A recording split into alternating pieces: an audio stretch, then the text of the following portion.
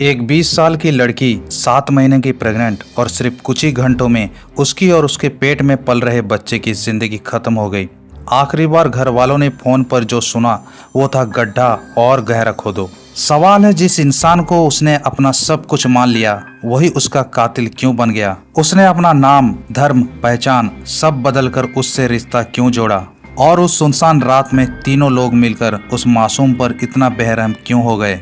ये कहानी है एक भरोसे के टूटने की, एक धोखा और एक खौफनाक साजिश की, जिसे सुनकर आपका दिल भी दहल जाएगा।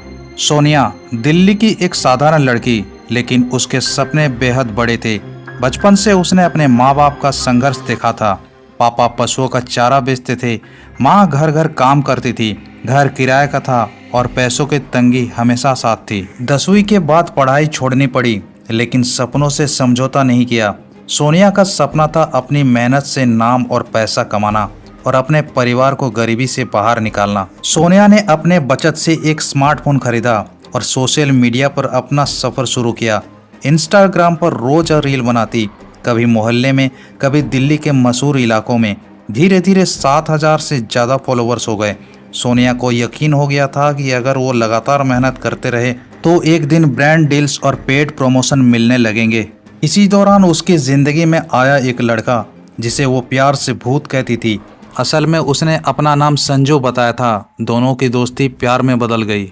सोनिया इस रिश्ते में पूरी तरह खो गई थी। उम्र भी ऐसी जहां नया नया प्यार अक्सर दिमाग और दिल दोनों पर हावी हो जाता है। शुरुआत में परिवार को इस रिश्ते का पता नहीं था, लेकिन वक्त के साथ साथ सोनिया ने अपने सोशल मीडिया पर संजू के साथ तस्वीरें और वीडियो डालना शुरू कर दिया। कुछ महीनों बाद सोनिया के जिंदगी में एक बड़ा मोड़ आया। वो प्रेग्नेंट थी।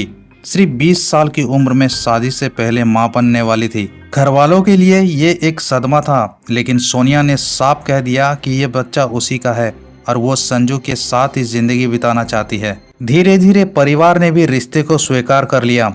20 अक्टूबर 2024 को सोनिया ने करवा चौथ का व्रत रखा था। भले ही कानूनी शादी नहीं हुई थी, लेकिन अगले ही दिन 21 अक्टूबर की सुबह सोनिया अपना सामान पैक करके घर से चली गई। जाते जाते अपनी बहन से कहा, संजू की माँ मुझे कभी स्वीकार नहीं करेगी, इसलिए हम अलग रहकर अपना घर बसाएंगे। सुबह माँ की नींद खुली तो सोनिया घर पर नहीं थी। कॉल किया तो पहले फोन बंद मिला, फिर कुछ ही घंटे बाद कॉल उठा। दूसरी तरफ से आवाज आई, मैं संजू बोल रहा हूँ, तुम्हारी बेटी तुम सबसे नफरत करती है, उसे परेशान मत करो। माँ ने हालचाल पूछने की कोशिश की, लेकिन उसने मना कर दिया। पूरे दिन कोई संपर्क नहीं हुआ। रात 11 बजे भाई मनीष ने कॉल किया।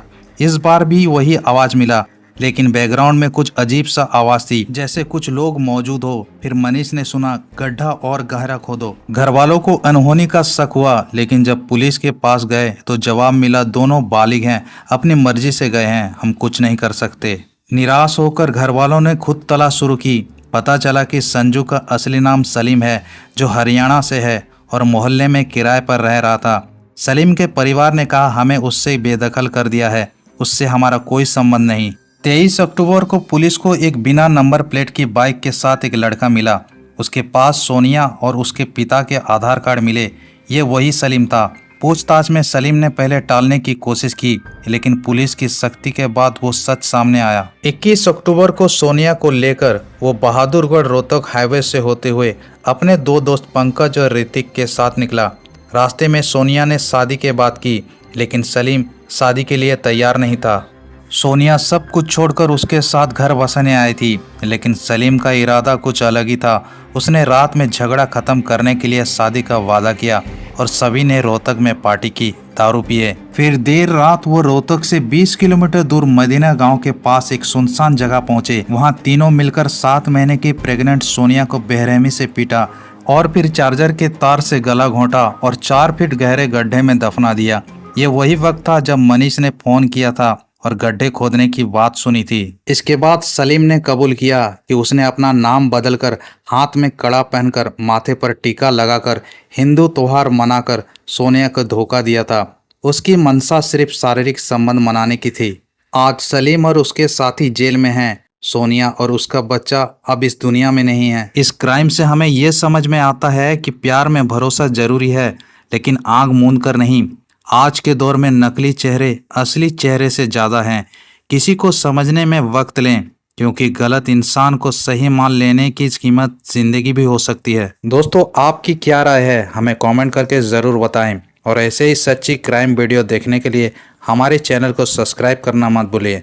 मिलते हैं नेक्स्ट वीडियो में, तब तक के लिए थैंक यू सो मच। जय हिंद।